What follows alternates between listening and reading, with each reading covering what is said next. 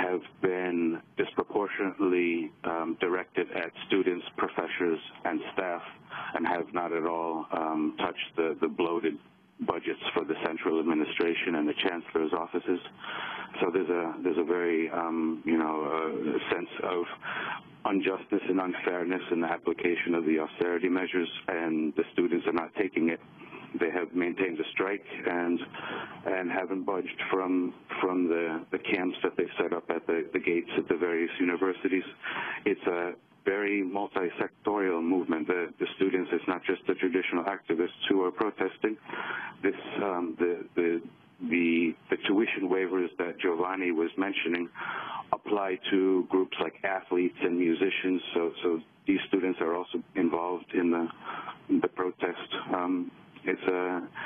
It's a very exciting movement, and the mood is quite electric, and the students, like I said, have inspired a lot of inspiration, support on the part of the population. There's a phrase circulating now that this new generation of students is the Basta Ya generation, the enough is enough generation. Giovanni, Roberto, what are your plans now with the SWAT teams having moved in? Where do you go from here?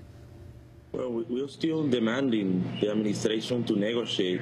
Actually, I think the general strike call for tomorrow is a good step forward in order to push the administration and push the government as part of that administration to sit down in the table of negotiation. We're only demanding that. We need to negotiate our demands. Right now, we're gonna continue the strike. We are not gonna let us intimidate by the police. We know that if the people remain supporting us, as they have been doing for the last 3 weeks, we don't think the police are going to get in or try to get in, because that would be a serious political problem for the government. Because we think that all that support in water and food or in picket lines in front of the university will transform in mass mobilization in this country, and that's what we're hoping. That all of that solidarity that have been expressed in different ways during the last 3 weeks transform today and tomorrow and the rest of the weeks in mass mobilization and mass protest, especially in the strike of tomorrow. So we are going to remain the strike, and we're going to continue asking negotiation with the administration. Have you had support from students in the mainland United States? And what have been the effect, for example, of the student protests in California? Have you been following them, Giovanni? Yeah, we received a letter of students and professors of Berkeley and CUNY in New York, from Canada, from Spain, from Venezuela, and from other countries, from República Dominicana. We have received international attention, because like in California, we are receiving attacks, a budget cuts attack.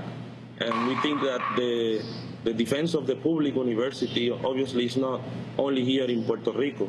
It's an international fight against privatization and against things that affect students. So obviously what happened in California affects us.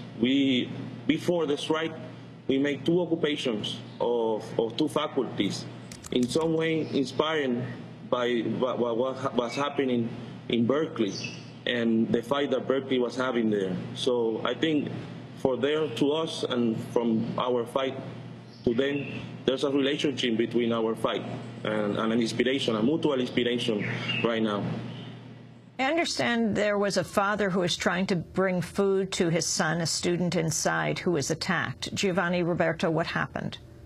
Yeah, he was trying to get in bread and water, which is in the morning for breakfast, and the police attacked him and pushed him to the ground and then arrest him in front of all the students. We have a video of that. That same day, in the morning too, another student was trying to get in, and the police attacked the student, pushed him to the ground, hit him while he was in the ground, and then arrest him. That happened 2 days. Yesterday happened again with artists that wanted to get food inside the university, acting singers, famous Puerto Rican singers, they didn't allow them to get food, and they had to throw it over the fences in order to get the water inside the university. There's a law that don't allow any food or water to get in, according to a judge. So right now the situation is tense outside. We have more food than ever. That's important to people to know. We have creative ways to get food and water inside. And the solidarity of the people is so impressed that now we have food like for 2 weeks. So even there you see the picture. No matter the police, what try the police, we know that we're going to continue the strike and that we're going to win the strike. We have the whole country in our side. We have the right to do this, and we are defending only public education, public university. That's not a crime. One of our slogans is that we are students, we're not making crimes, you know. So. Christopher Powers, the support of unions, can you talk about that? Like the AFL-CIO? Yes, well, there's a general strike called for tomorrow. This strike was called both by the coalition of unions, which includes the Change to Win, the Federation of Workers of Puerto Rico, the Puerto Rican Workers Union, representing a broad variety of the union groups and leaders.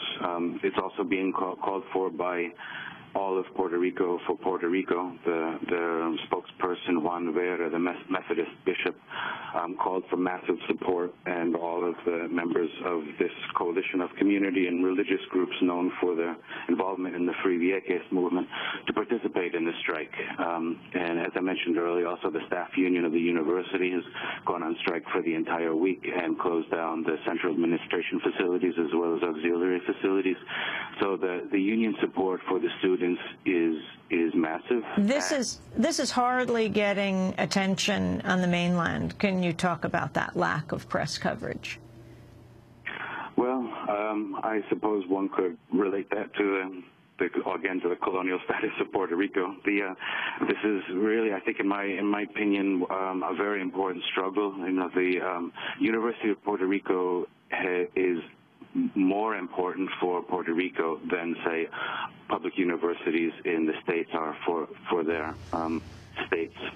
And so what is happening now is that the students are defending the right to a quality public education, that they are staying firm in the face of the attack on the integrity of the institution, the restriction of access for working class students, and there are really serving as a model, as Eduardo Galeano wrote in a message of support to the students. He says that they are showing the shining path towards the future, while the rest of the world gets used to what is already there.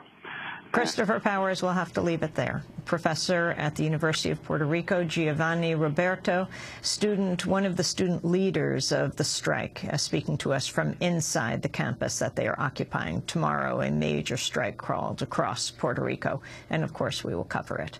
This is Democracy Now!, produced by Mike Burke, Shrufat Okadu, Sarah Mate, Angelique Comet, Steve Martinez, Nicole Salazar, Hani Massoud, Robbie Karen, Mike DeFilippo, Peter Curries, Miguel Noguera, our engineers. Special thanks to Becca Staley, Julie Crosby, Karen Ranucci, Nick Gillick, Hugh Gran, Jessel Noor, Besta Godars. I'm Amy Goodman. Thanks for joining us.